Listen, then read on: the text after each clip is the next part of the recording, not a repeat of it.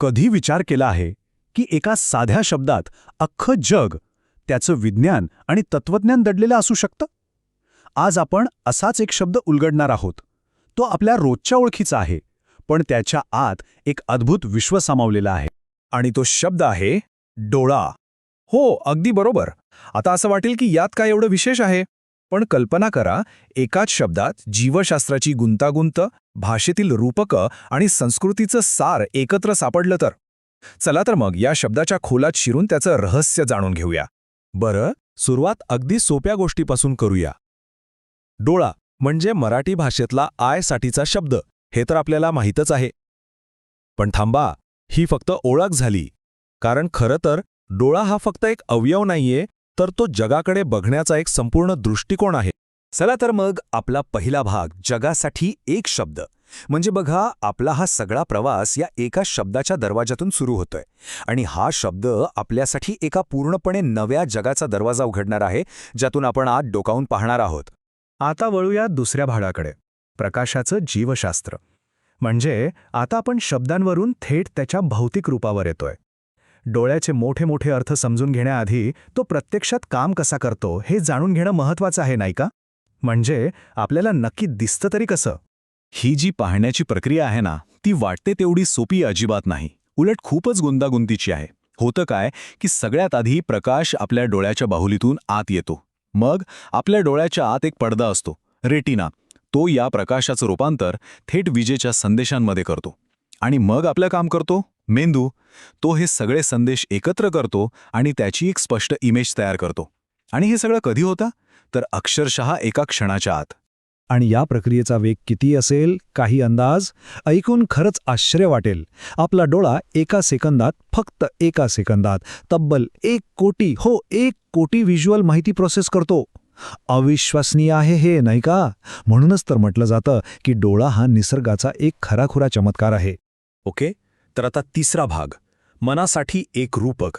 आता आपण डोळ्याच्या सायन्सकडून त्याच्या फिलॉसॉफीकडे जाऊया. एका अशा विश्वात जिथे पाहणे म्हणजे फक्त बघणं नाही, तर समजणं आहे.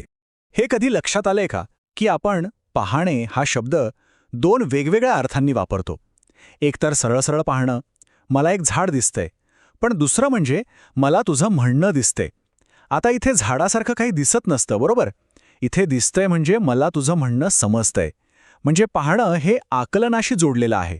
आणि भाषेत तर डोळ्याचं महत्त्व खूपच जास्त आहे. आपण म्हणतो ना, मनाची नजर. ही काय आहे? आपली कल्पनाशक्ती किंवा विहंगम दृष्टिक्षेप, म्हणजे एखाद्या गोष्टीकडे एकदम वरून व्यापक दृष्टीने पाहणं.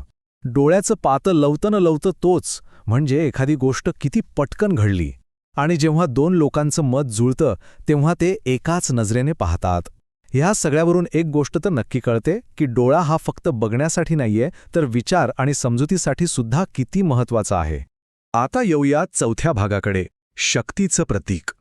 चला आता बघूया की जगभरातल्या वेगवेगळ्या संस्कृतींमध्ये डोळ्याला कसं पाहिलं जातं.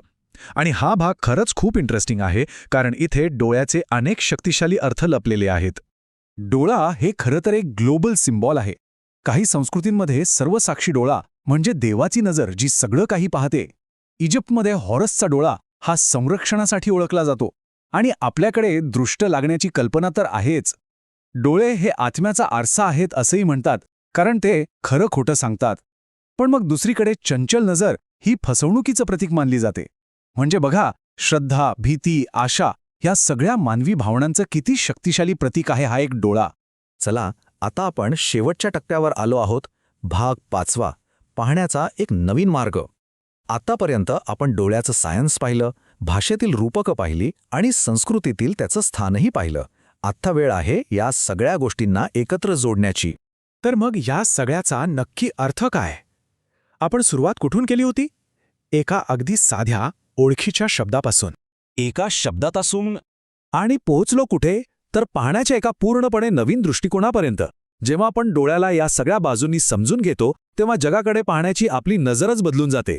तो फक्त एक अवयव राहत नाही, तर अर्थाचा एक अथांग महासागर बनतो. एक शेवटचा विचार. आपण जग ओळखायला, त्याला व्याख्येत बसवायला आपल्या डोळ्यांचा वापर करतो, हे खरंय. पण कधी असा विचार केलाय की हे जग, आपलं जग, आपल्या डोळ्यांना काय दिसेल हे किती ठरवतं? हा प्रश्न नक्कीच विचार करायला लावणार आहे.